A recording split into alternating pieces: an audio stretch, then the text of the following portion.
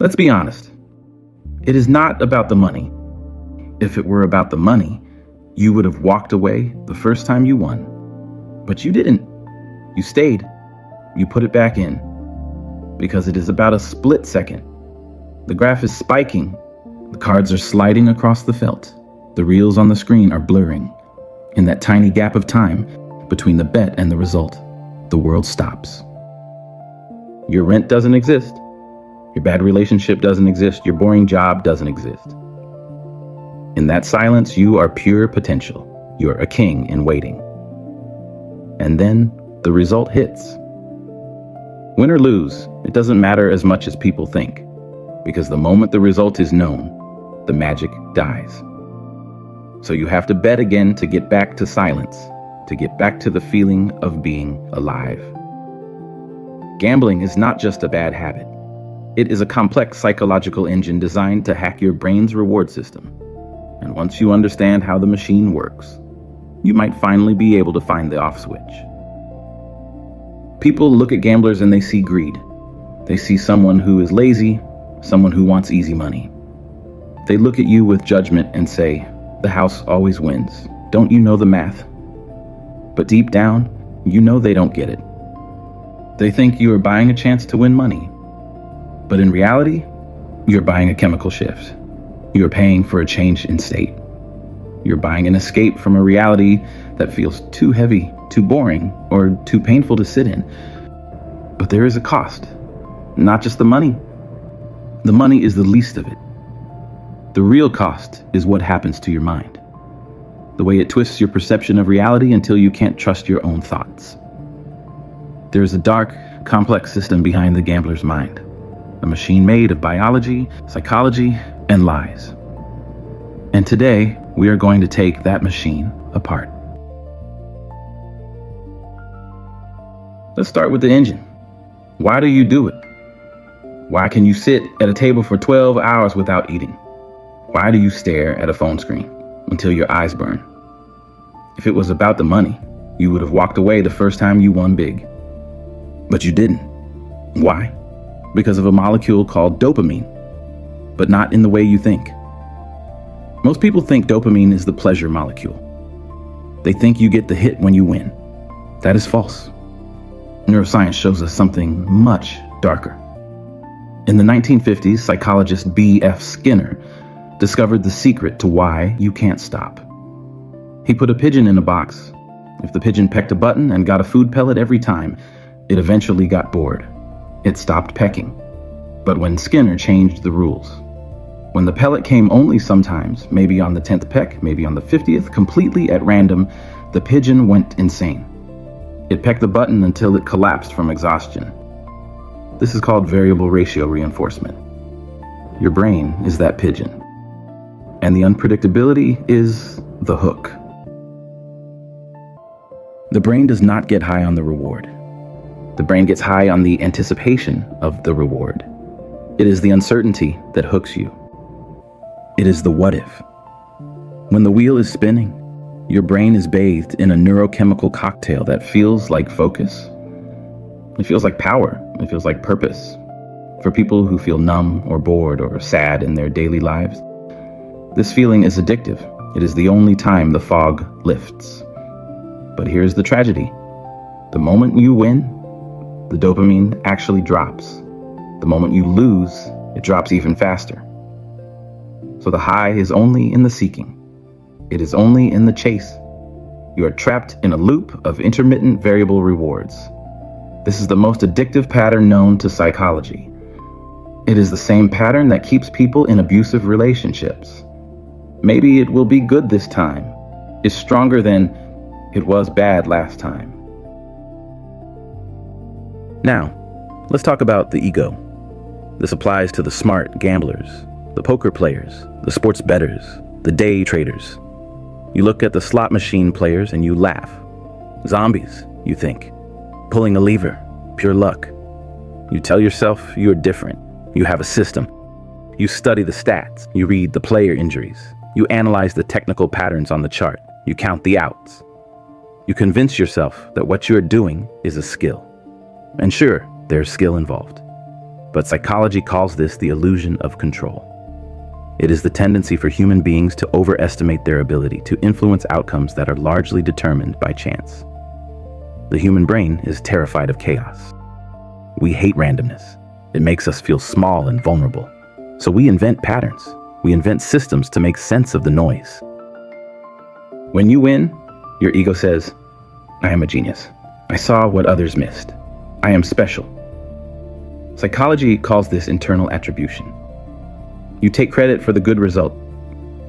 But when you lose, when the river card kills your hand, when the team misses the field goal, when the market crashes on news, you don't say, I was wrong. You say, bad luck.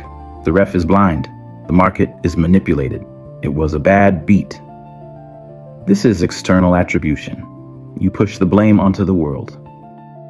This is the self-serving bias, and it is dangerous because it protects your ego from the truth.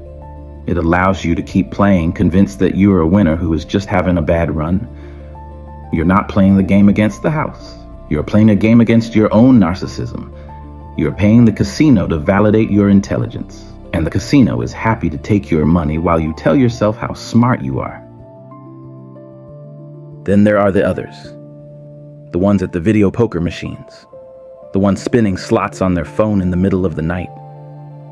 The ones playing online roulette. For you, it is not about the thrill. It is about the numbness. Natasha Dow-Schüll, an anthropologist, calls this the machine zone. You sit there.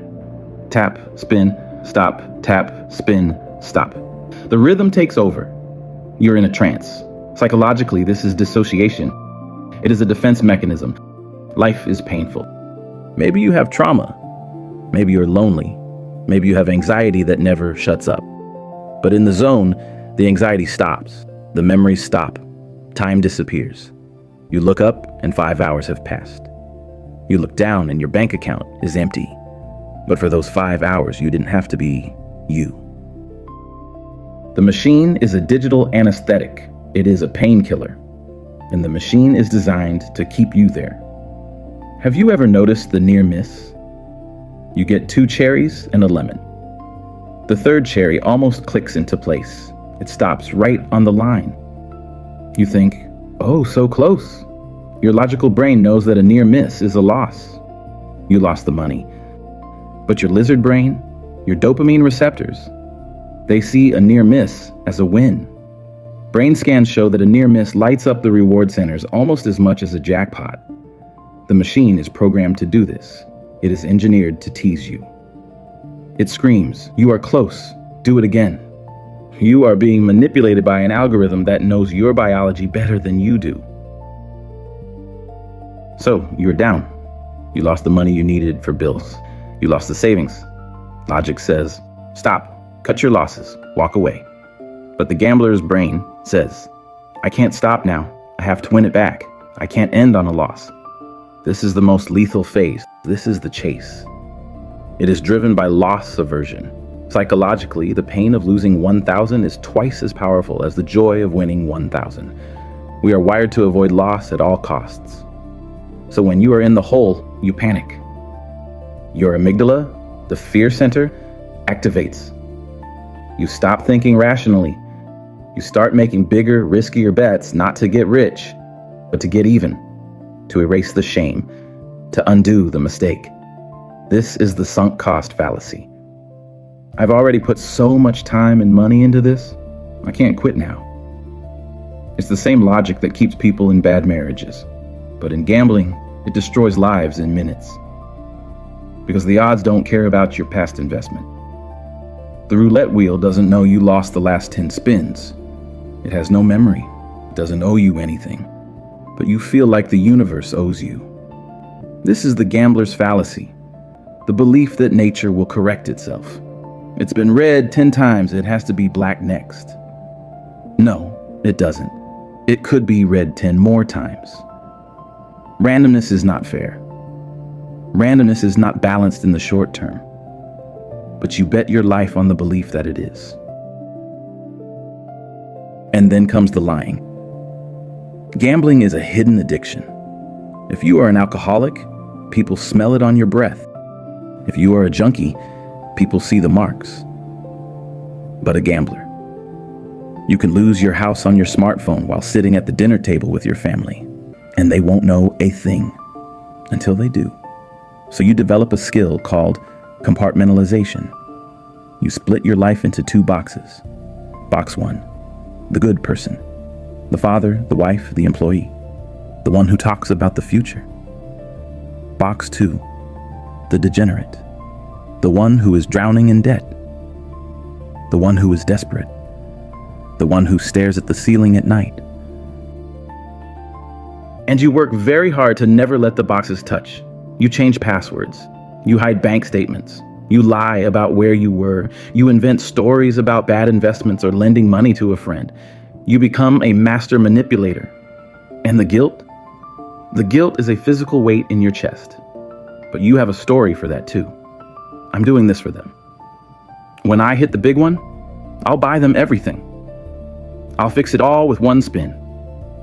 You are banking on a miracle to save your integrity. You are using magical thinking to justify your destruction. You tell yourself you are not a liar. You are just temporarily down. But deep down, you know. You know that the person in box 1 is slowly dying, and the person in box 2 is taking over. We have to talk about the modern gambler, the crypto trader, the options speculator, the yield farmer. You are the victim of the most sophisticated psychological weapon ever built. This is a new, invisible casino. You don't see green felt or neon lights. You see charts, percentages, and projects. But the psychology is identical, just faster. When you use high leverage, 50, 100, you are compressing time. Real investing takes years. Real wealth is slow.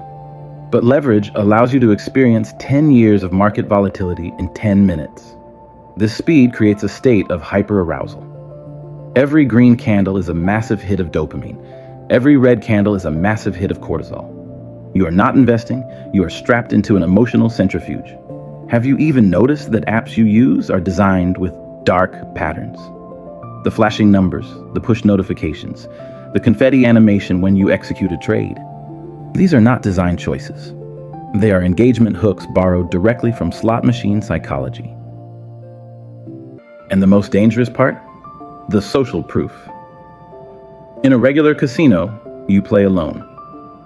In the digital casino, you have Discord, Twitter, and Telegram. This triggers the availability heuristic. You see the one guy who turned 1,000 into 1,000,000. Your brain latches onto that image. You ignore the 10,000 people who went to zero because they don't post their losses.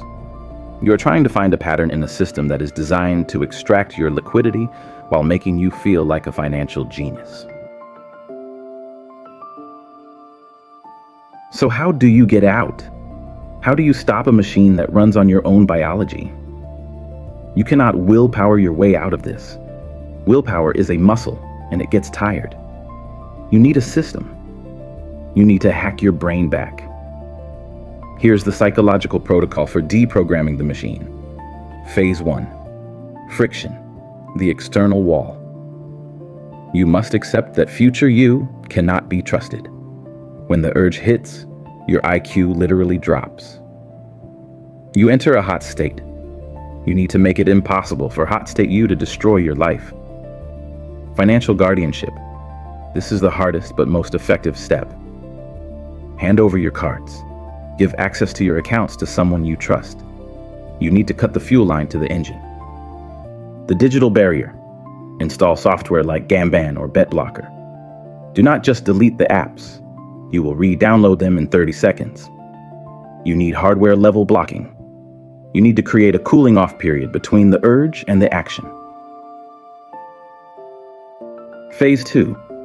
The dopamine detox, the internal void. When you stop, you won't feel happy. You will feel bored, deeply, painfully bored. This is called anhedonia. Your brain has been blasted with high voltage dopamine for so long that normal life, a sunset, a movie, a conversation, feels gray. This is withdrawal, and it's not permanent. You have to expect the void. You have to sit in the boredom and know that it is actually healing. It takes roughly 30 to 90 days for your dopamine receptors to upregulate, grow back. During this time, you don't need to be a hero.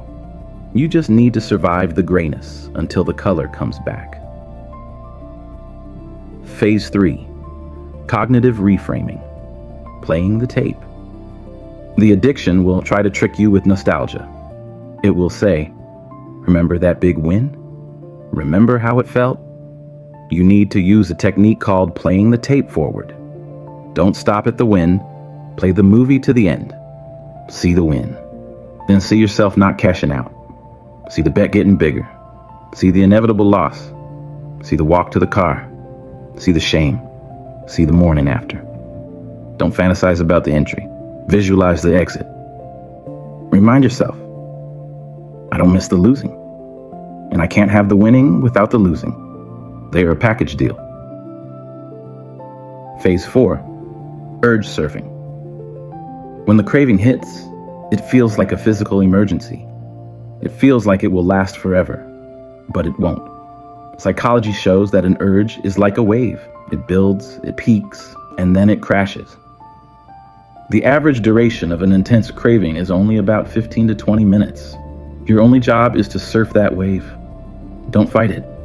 Don't say, "I must not think about gambling." That makes it worse. Say, "I am feeling an urge right now. My heart is racing. My palms are sweating. This is uncomfortable, but it will pass." Wait it out. Distract yourself for 20 minutes. The wave will recede, and every time you surf a wave without falling, your brain gets stronger. This is the psychology of a gambler. At the end of the day, you are not a monster. You are a person who is hurting. You are a person with a brain that has been hijacked. Maybe you're high in traits like impulsivity or intelligence, and you needed a challenge. Maybe you were just deeply, profoundly lonely, and the game became your friend. The game was always there. It never judged you. It always gave you a chance. It gave you hope when the real world gave you nothing. It makes sense why you fell in love with it. But it is a toxic friend. It is a friend that smiles to your face while it slowly bleeds you dry. If you are listening to this and you feel that tightness in your stomach, that is your instinct trying to save you. Listen to it. You cannot beat the math. You cannot beat the house. They have infinite money. They have infinite time. They have supercomputers and psychologists working against you. The only winning move is to flip the table and walk out the door. You deserve a life where you don't have to hide your phone screen when someone walks in the room. You deserve a life where your mood isn't dictated by a random number generator. You deserve to be free. The money's gone. Let it go. It was the price of admission to this lesson. But your future is still there. It is waiting for you to claim it. So if this video helped you name what's haunting your mind, tap like so it can find others who are lost. And if you want to understand the machinery of the human mind, consider subscribing. And remember, the house always wins. But you are the one who decides when the game is over.